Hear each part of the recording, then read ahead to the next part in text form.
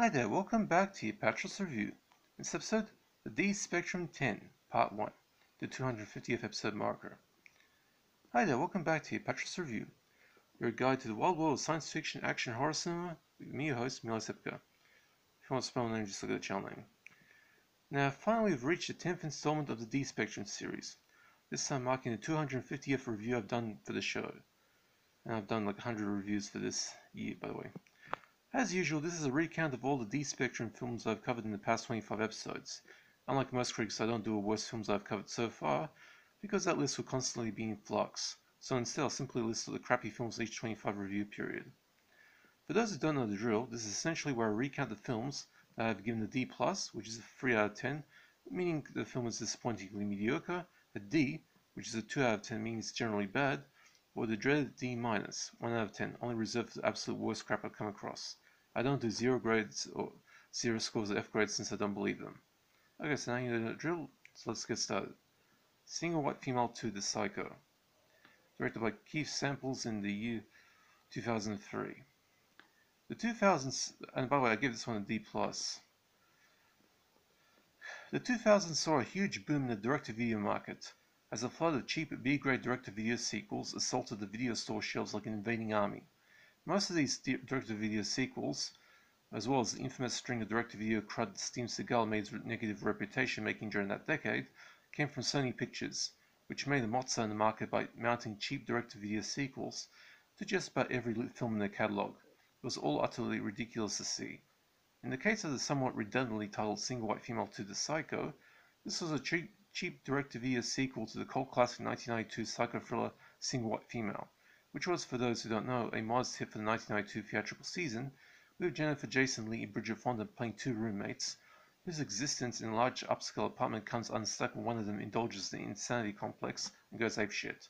Essentially a slasher film with the slasher being a mentally unbalanced woman instead of somebody like Jason Voorhees. In this sequel, a successful PR executive leaves her shared apartment when she catches a bitchy roommate, who is also a co-worker that's competing with the same chance of promotion, sleeping with her boyfriend. Moving into a new apartment where her roommate is a shy nurse, our protagonist is unaware that the shy nurse is actually a serial killer, who euthanizes her patients and keeps getting her best friends to commit to a suicide pact that she conveniently keeps backing out of, while the friends have filled in the deal. A pale retread of a decent original that should not have been handled this way. But then again, the original film didn't exactly leave the door open for a sequel anyway. Alien Predator, directed by Jared Cohn in the year 2018. I gave this one a D-. It's atrocious. Another one of those infamous mockbusters from infamous pirate company The Asylum. This is one of their worst films, and comparable in quality to the likes of Universal Soldiers, plural. A film I have absolutely no hesitation calling the worst Asylum film ever made. Here, this mockbuster of the Predator, in other words Predator 4, is more or less a mockbuster of the original Predator, where a group of soldiers going on an ill-advised rescue mission. Here it's a group of logistical personnel with very little combat experience, going AWOL to recover a Navy SEAL team that was lost while checking out a crashed alien spaceship nearby, only to find themselves effortlessly decimated by alien soldiers, who in this case are simply stuck on the wrong planet, while on their way to a battlefield in another star system, and are just trying to defend themselves while repairing their ship. I did like the way the human soldiers kept thinking they were fighting human combatants, and didn't believe their opponents were aliens. In fact, they thought they were fighting Russians, and the uniforms and fake weapons were alarmingly inconsistent, and obviously somebody in production design failed to do their research. This is quite simply a piece of serious hitsa. The Witch's Sabbath, directed by Jeff Leroy in the year 2004. This one I gave a D+. The Witch's Sabbath is a cheap 2005 low-budget festival release from prolific genre producers David Ed Sterling and its director Jeff Leroy, who have put out a shitload of cheap and nasty genre schlock spanning from horror to science fiction over the years. Mainly just cheap junk not meant for most discerning audiences. But for those of us hardcore genre fans and bad movie masochists, this type of cheap junk can be therapeutic. Stripped down to brass tacks, the cheap and nasty to British people horror schlock about a coven of witches with massive boobs who run a seriously downmarket strip club in a rough part of town called Sin and Skin, where they perform as strippers in order to enact their plan to capture and violently decapitate 666 victims per year, so that El Cheapo Elder God, a sort of Dime Storm version of Cthulhu, can pay them a Halloween visit. But the plan runs into problems when one of the prospective victims turns out to be a witch as well. If you're the type of person who prefers the horror films to be subtly nuanced, well, this most certainly ain't it. fact, for those types of people, this would be bad enough to royally piss you off. But for those of you out there who love cheap horror filled with naked women, with big tits and body parts filled with the type of cheap stage blood you can get from your local Halloween store, for the princely sum of a couple of bucks per tube, this will be enjoyable enough to pass the time for bad movie masochists, and therefore has enough appeal to reach upper level D spectrum. The Story of Untold Pleasures, directed by Phil Leonis in the year 2003, gave this one a D. One of the last of the softcore erotica genre direct-to-video titles made right at the end of the softcore erotica market's run, this is a very badly handled and thoroughly nondescript adaptation of the infamous French BDSM novel. Nothing more to explain about this damp squib of a movie, except that doesn't do anything coherently or convincingly.